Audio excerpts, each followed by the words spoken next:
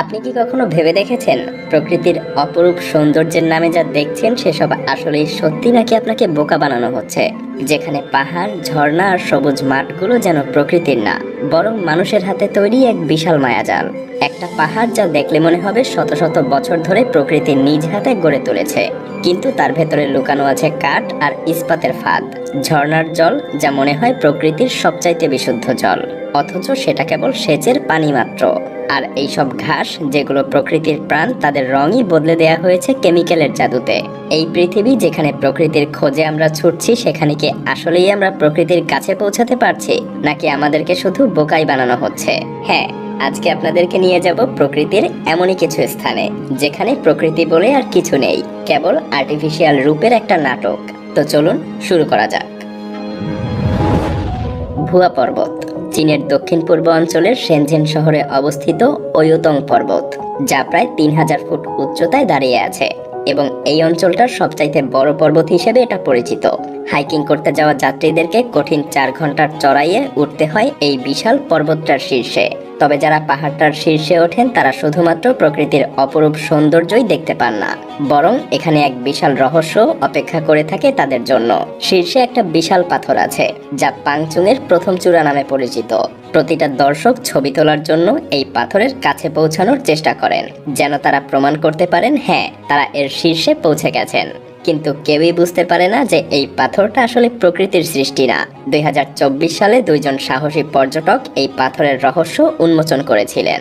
তারা তখনই আবিষ্কার করেন এই পাথরটার মধ্যে একটা বিশাল গর্ত আছে, আর তার ভেতরে আছে ইট, ইস্পাতের রড এবং মেটালের তার। এটা দেখে তাদের মনে হয় যে এটা আসলে কেবল একটা মঞ্চ, একটা সিমেন্টের মূর্তি। আর তারা তাদের এই অভিজ্ঞতা সোশ্যাল মিডিয়ায় শেয়ার করার পর ওয়ুতং পর্বতের এলাকার কর্মকর্তারা স্বীকার করে যে পাথরটা আসলে 2004 সালে তৈরি করা হয়েছিল সম্পূর্ণ সিমেন্ট এবং শক্তিশালী ইস্পাত দিয়ে, যেন প্রাকৃতিক পাথরের মতোই দেখায়।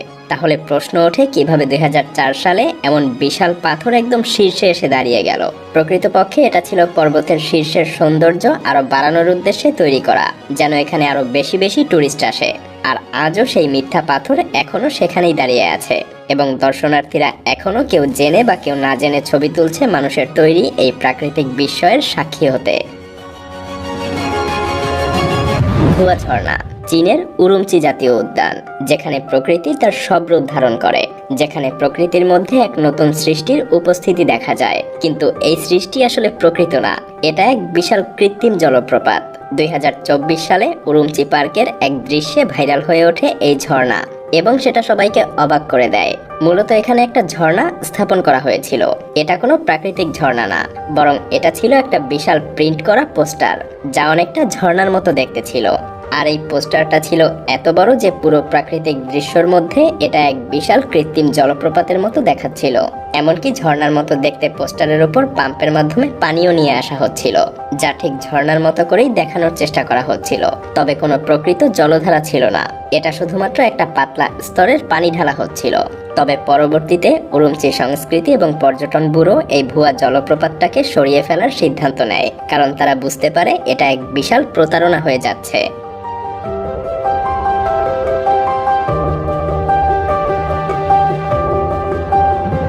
খালি পাহাড়। আপনার কি কখনো মনে হয়েছে যে কোনো জায়গা একদম অস্বাভাবিক? একটু গভীরভাবে দেখলেই বুঝতে পারবেন যে সেখানে কিছু একটা গড়বড় হয়েছে। চীনের একটা রহস্যময় জায়গা যার নাম হলো হিল। হ্যাঁ, ঠিক এমনই এক স্থান। 2024 সালে এক অদ্ভুত ঘটনা প্রকাশ পায়। এটা ছিল এক বিশাল কৃত্রিম পাহাড়, যা দেখতে একেবারে প্রকৃতির মতোই ছিল, কিন্তু এর ভেতরে ছিল এক অদ্ভুত কৌশল। এটা ছিল পুরোপুরি খালি। পাহাড়টার বাইরের রূপ দেখে মনে হতে পারে এটা সযত্নে নির্মিত, কিন্তু এর ভেতরে ছিল শুধুই কাঠের খাঁচা আর কিছু নির্মাণ সামগ্রী। গাছপালা আর পাথরের নিচে সরু কাঠামো ছিল, যেটা পাহাড়ের আকার ধারণ করেছিল। প্রায় 50 ফুট উঁচু এই পাহাড়টা দেখতে একেবারে প্রকৃতির পাহাড়ের মতো ছিল, কিন্তু এর ভেতরে কিছুই ছিল না। অথচ একে দেখে যেন মনে হয় এটা প্রাকৃতিক একটা সৃষ্টি। তবে এখানে সবচাইতে গুরুত্বপূর্ণ বিষয় হলো এটা কোথায় অবস্থিত তা আজও রহস্য। এক রহস্যময় সংগঠন ব্যুরো অফ এক্সপ্লোরেশন, যাদের কাজ হলো এমন অদ্ভুত স্থানগুলো খুঁজে বের করা, আর তারাই এই জায়গাটার ভিডিও প্রকাশ করেছিল। তারা এটাকে হলো হিল হিসেবে চিহ্নিত করে এবং অনেকেই ভেবেছিল এটা হয়তো কোনো সিনেমার সেট হতে পারে, যেখান থেকে অ্যাকশন সিনেমার দৃশ্য ধারণ করা হয়। অনেকের মতে এটা হয়তো কোনো পুরনো সামরিক প্রকল্পের অংশ ছিল, যেখানে বড় কোনো অস্ত্র, গোপন বাংকার বা অস্ত্রাগার থাকার সম্ভাবনা ছিল। তবে সরকারি কর্তৃপক্ষ সঠিক কোনো তথ্য জানায়নি, কারণ তারা ভয়ের মধ্যে ছিল যে লোকজন যদি এটাকে খুঁজে বের করে তাহলে সেখানে জনসমাগম বাড়তে পারে আর অযথাই এই স্থানটা নষ্ট হয়ে যেতে পারে। কেউ জানে না এটা আসলে কেন তৈরি করা হয়েছিল এবং এর উদ্দেশ্যই বা কী ছিল। তবে যে কোনো রহস্যের মতো এর সাথে যুক্ত কিছু থিওরি আর প্রশ্ন থেকেই যায়। এটা কি আসলেই কোনো পুরনো যুগের নির্মাণ ছিল, নাকি এটা কেবল এক অপূর্ব কৃত্রিম সৃষ্টি? নকল ঘাস। 2013 সালে চীনের চ্যাংডু শহরকে আন্তর্জাতিক একটা সম্মেলন আয়োজনের জন্য প্রস্তুত করা হচ্ছিল, একটা গুরুত্বপূর্ণ গ্লোবাল বিজনেস ফোরাম। শহরের বিভিন্ন স্থানে ঘাসের ক্ষেত ছিল শুকিয়ে যাওয়া, হলুদ হয়ে যাওয়া, যেন প্রকৃতি মারা যাচ্ছিল। তাই শহরের স্থানীয় কর্তৃপক্ষ এক অভিনব সিদ্ধান্ত নেয়, যা সবার নজর কাড়ে। তারা কোনো নতুন ঘাস লাগানোর কথা না ভেবে শুকনো ঘাসের উপরেই সরাসরি একটা সবুজ রঙের ডাই স্প্রে করে। হ্যাঁ, ঠিকই শুনছেন, স্প্রে রং, এবং সেগুলো যেন সবুজ বাগানে পরিণত হয়। এটা এমনভাবে তৈরি করা হয়েছিল যাতে এটা 14 সপ্তাহ পর্যন্ত স্থায়ী হয় এবং বৃষ্টিতে ভিজে না যায়। তবে এই কৃত্রিম সবুজের সাফল্য বেশি দিন স্থায়ী হয়নি। একদিকে যেখানে স্থায়ী কর্তৃপক্ষ দাবি করেছিল যে এই ডাই একটা বিশেষ সবুজ রাসায়নিক তরল যা ঘাসের বৃদ্ধি এবং সৌন্দর্য বৃদ্ধিতে সাহায্য করবে, অন্যদিকে অনেক পরিবেশ প্রেমী এবং নাগরিকরা মনে করেছিলেন এটা প্রকৃতির উপরে এক ভয়ানক আঘাত। তারা উদ্বিগ্ন ছিলেন এই কৃত্রিম সবুজ পরিবেশকে আরো বেশি ক্ষতিগ্রস্ত করতে পারে। কিন্তু চ্যাংডু কর্তৃপক্ষের মতে এটা ছিল শুধুমাত্র একটা সাময়িক সৌন্দর্য বৃদ্ধির ব্যবস্থা, যাতে আন্তর্জাতিক পর্যটক এবং ব্যবসায়ীরা এখানে আরো আসতে আগ্রহী হয়। কিন্তু কৃত্রিম রঙের সৌন্দর্য যদিও এক মুহূর্তের জন্য চোখ ধাঁধানো ছিল, তবুও দীর্ঘমেয়াদে শহরের জন্য প্রকৃত সৌন্দর্যের ক্ষতি করেছে বলেই অনেকে মনে করেছিলেন।